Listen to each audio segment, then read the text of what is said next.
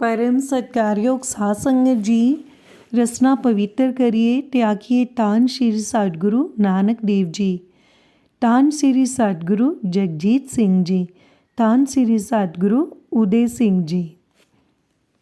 साखी है। अगे साखी अरब देश के बादशाह नाल हुई। एक समय मर्दाने श्री गुरु जी अगे मत्था टेकिया अरदास की, सच्चे पातशाह जी अरब देश कैसा है जी।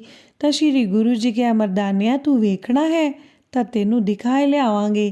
तो फिर श्री गुरु जी ने मेरे ताइया ने बाला जी ताई आख्या, क्यों भाई बाला मर्दाना की आखदा है। तो मैं आख्या गुरु जी जो तुहाडी रजा। तो श्री गुरु नानक जी उत्थों जांदे जांदे अरब देश विच जाए प्राप्त होए। अगे उसी देश दा पातशाह लाजवर्द नाम करके आखीदा सी अति बहुत जुल्म करदा सी। प्रजा दे लोग बड़े दुखी है सन अति जो कोई हिंदुस्तान दा उस मुल्क विच जांदा सी तिसनू गर्दन मरवाउंदा सी। ए धुम उस मुल्क विच पै रही सी। जद लोग बहुत दुखी होए तो सच्चे परमेश्वर अगे उन्हां प्रार्थना कीती ते उन्हां दी बेनती सच्चे दर कबूल हुई। तो उस सच्चे दी दरगाहों श्री बाबे नानक जी प्रति आकाशबाणी हुई, हे नानक तेरे ऊपर मैं बहुत प्रसन्न हाँ अते एक खिलत तेरे ताई मिलदी है। ता श्री गुरु जी क्या है निरंकार जी जो आप जी दी रजाए। तो श्री महाराज जी अंतर ध्यान होए के श्री ठाकुर जी पास अरदास की तो एक खिलता हाथ लगा। तो उस खिलते ऊपर कुदरत के अखर लिखे हुए हैं। अरबी, तुर्की, फारसी, हिंदवी, संस्कृत ये 5 तरह के अखर लिखे हुए हैं। तो श्री गुरु जी वो खिलता पहनकर उस शहर के दरवाजे दे बाहर जाए बैठे। जहाँ 7 दिन गुजर गए तो लोका आख्या, देखो भाई एक ऐसा दरवेश है जो इस दे ऊपर कुदरती अखर लिखे हुए हैं। जहाँ उन्होंने लोका अच्छी तरह देखा तो बादशाह नू जाकर खबर देती, हे बादशाह हमारे शहर दे बाहर एक दरवेश आए बैठा है। उस दे गल विच एक खिलता पया है, उस ऊपर 30 सपारे कुरान दे लिखे हुए हैं। तो बादशाह ने वजीर नू आख्या, जा वजीर उस दरवेश दे गलों खिलता उतार लिया। तो वजीर ने जाकर आख्या, हे दरवेश एक खिलता गलों उतार दे, बादशाह मंगदा है, बादशाह का हुक्म नहीं मोड़ना नहीं तो आपको दुख देवेगा। तो ये बात सुनकर श्री बाबे जी आख्या, भाई जी जे तो हाथों उतरदा है तो उतार लवो। जद श्री बाबे जी है बचन किता तो जिन्ने वजीर नाल नफर सन सब श्री बाबे जी वाल दौड़े। पर वो कुदरत दा खिलता फिर कुदरत दा कपड़ा ते कुदरत नाल श्री गुरु जी दे गल पाया गया है। निरंकार दी आग्या नाल लोग खिलता किस तरह इन्हां जीवां झूठियां पासों उतरे। बतेरा जतन कर रहे ना खिंचिया लैंदा है ना फाड़िया ही लैंदा है। तो सब लोग आश्चर्य होए गए। बादशाह के पास सुनेहा भेजा कि बादशाह जी उस फकीर दे गलों खिलता नहीं उतरदा। तो बादशाह ने सुनकर बड़ा क्रोध करके आख्या, अरे तुम हिंदू फकीर को दरियाओं में डोब दो। तो फिर हुक्म वजीर नू आया।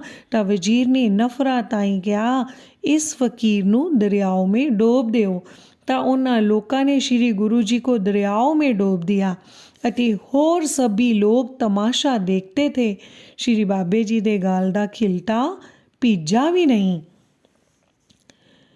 ते महाराज को जल ने स्पर्श भी नहीं किया और वरण देवता ने श्री गुरु जी को दोहां हत्थां ऊपर उठाए लिया अति श्री गुरु जी नू चरण बंदना की अति किनारे ऊपर बैठाए दिता। तो वो लोग देखकर श्री बाबे जी को अचरज होए गए।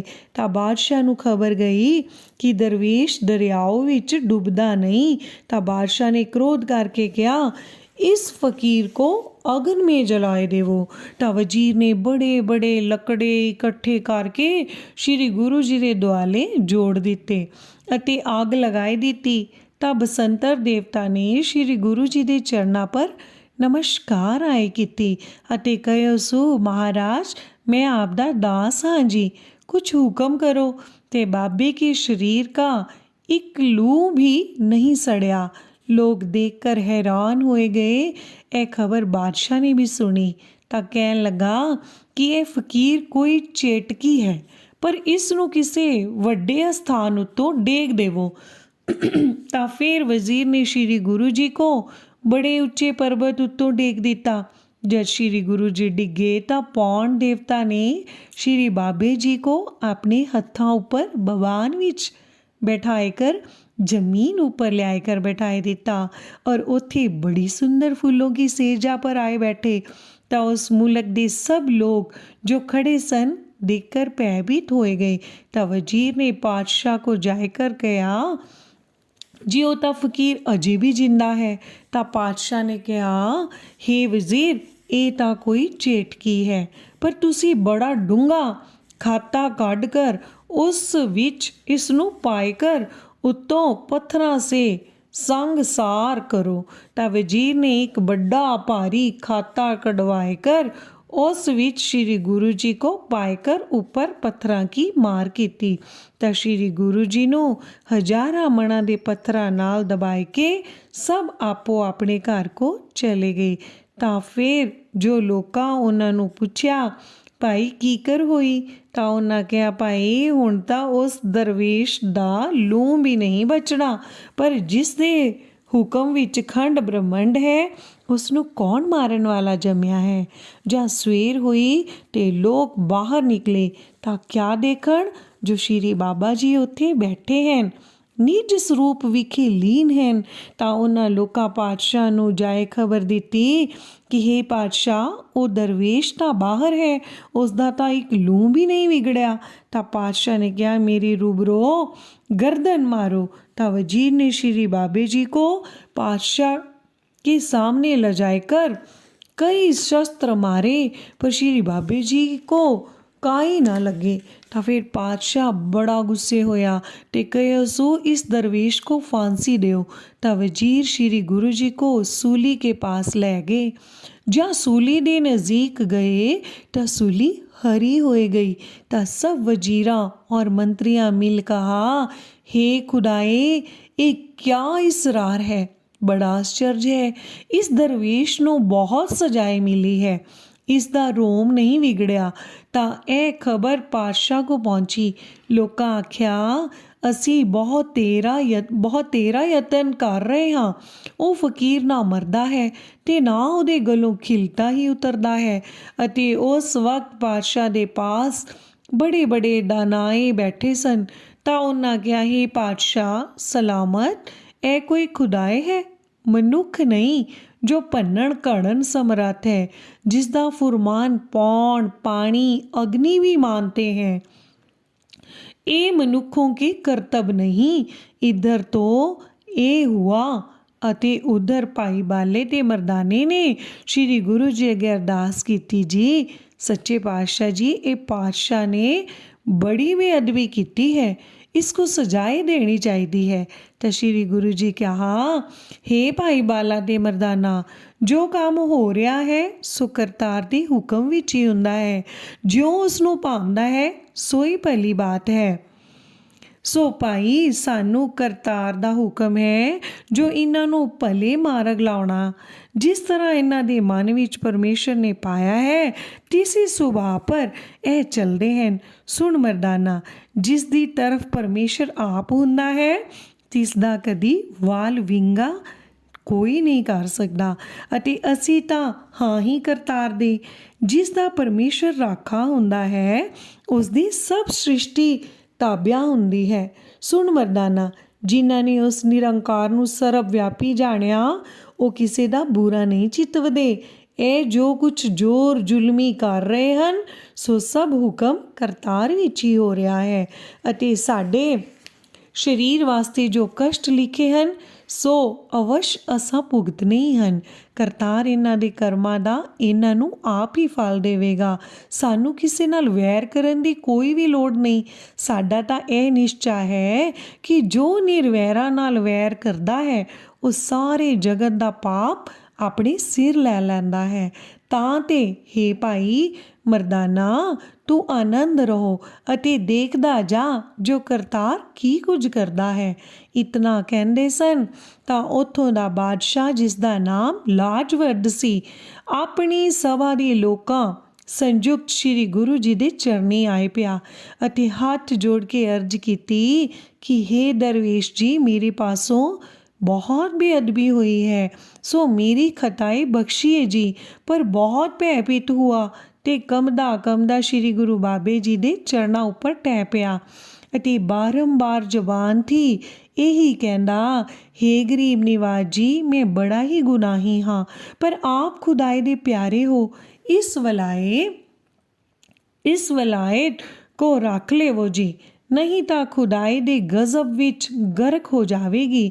ਤੇ ਕਈ ਰਕਮ ਦੀ ਭੇਟਾਂ ਗੁਰੂ ਜੀ ਦੇ ਅੱਗੇ ਰੱਖੀ ਤੇ ਪਾਤਸ਼ਾਹ ਦਾ ਰੰਗ ਜ਼ਰਦ ਹੋ ਗਿਆ।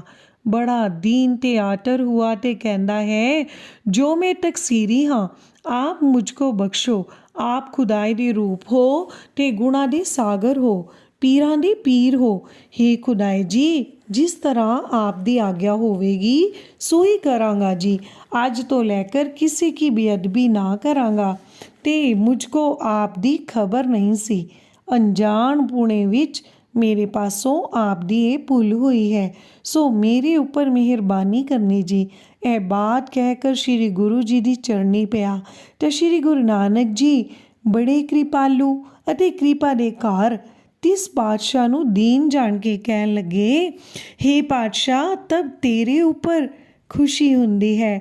ਜੇਕਰ ਤੂੰ ਆਦਮੀਆਂ ਨੂੰ ਮਾਰਨਾ ਛੋੜ ਦੇ ਤੇ ਅਦਾਲਤ ਧਰਮ ਦੀ ਕਰ ਜ਼ੁਲਮ ਛੱਡ ਦੇ ਤਾਂ ਤੂੰ ਬਖਸ਼ਿਆ ਜਾਵੇਗਾ, ਨਹੀਂ ਤਾਂ ਦੋਜ਼ਖ ਦੀ ਅਗਨ ਤੇਰੇ ਵਾਸਤੇ ਤਿਆਰ ਹੈ।